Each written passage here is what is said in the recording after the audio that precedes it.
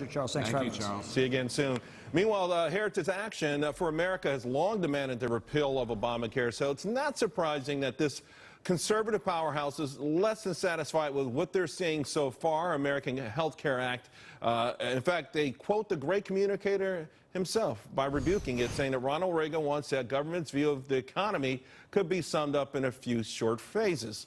If it moves, tax it. If it keeps moving, regulate it. And if it stops moving, subsidize it. The ACA does all three. Here to debate, Heritage Action COO Tim Chapman and Tammy Bruce. All right, Tim, you just heard the congressman there. There's a bubbling of excitement on Capitol Hill that when it's all said and done, concerns like yours and others will be addressed. How do you feel about that? Well, I sure hope they're addressed. I mean, I'm excited, too, to repeal Obamacare. We've been fighting for this for a long time. I mean, this has been something that conservatives and Republicans have been fighting for 7 years. We won multiple big-time midterm elections on this promise to repeal, fully repeal the bill.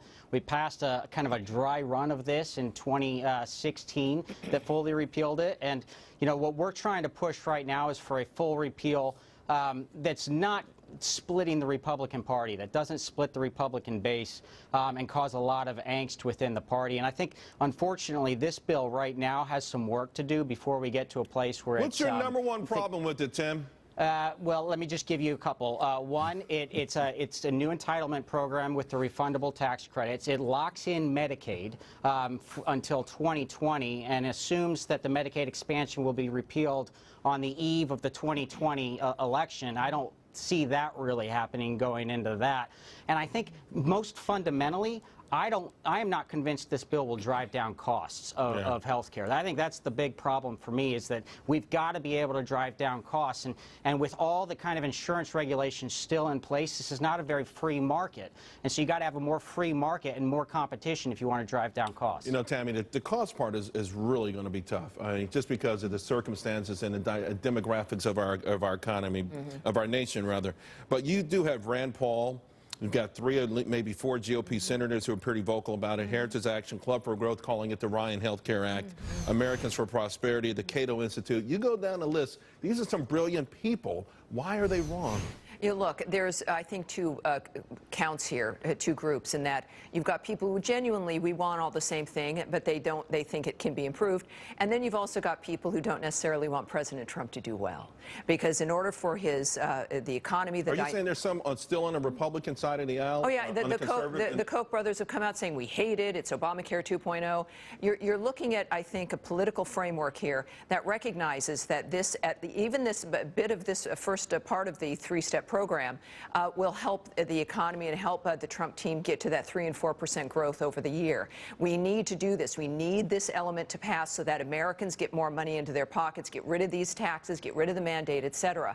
So I think there's some politics in it. But in the end, when we're looking at what's going to make this work, the president has a tough dynamic of what Obama set up as a major landmine. Most people went into Medicaid. That is the growth of Obamacare. And if you are going to cut all of that out right now, you're going to have some general chaos. This is, it seems to me, at this point... You're going to put a lot of Republican governors in jeopardy. Well, you're going to have Americans in jeopardy. You're going to have politicians who are looking at and going to have to deal with voters and the problem there. But it also is not reasonable to put a bunch of people on the street. I trust them when they are talking about doing this step by step. They know what they were elected for. Donald, this was as much about the wall as it is this for his election, and he understands that. Of course, there should be debate and how we actually ultimately get there. But the fights now over this, I think, are more politics, and it's also more jealousy. But it's got to get done. This is what the American people want. Tim, what do you make of this? I mean, this is our gargantuan endeavor.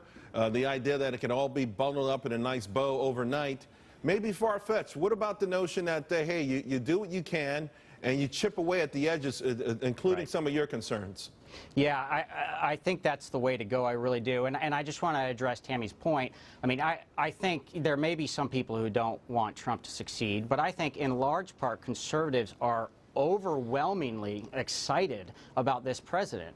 And he has a mandate to do the things that we have kind of dreamt of for 7 years. So we want him to succeed. And I think that one of the things I'm worried about here at the onset of this presidency is that the dynamic we've had in the party for the last 6, 7 years has been that we would craft legislation and we would roll conservatives in favor of moderates. And I want this president to have a united base. I want this president to have all the momentum possible behind him.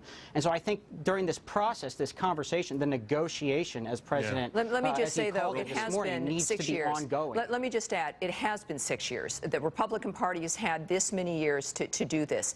And I think what they realize, and what you were saying, Charles, is that we do this one big block, and it makes sense to go to 2020 when we have even more control over the Senate after the midterms in 18. But Tammy, do you really think that in 2020 they're going to repeal it? To Tammy's point, though, the Republicans had to turn, and the American public has turned to Donald Trump and his brand of republicanism. And I think ultimately, you know, I could see some of these governors and even maybe some senators being concerned.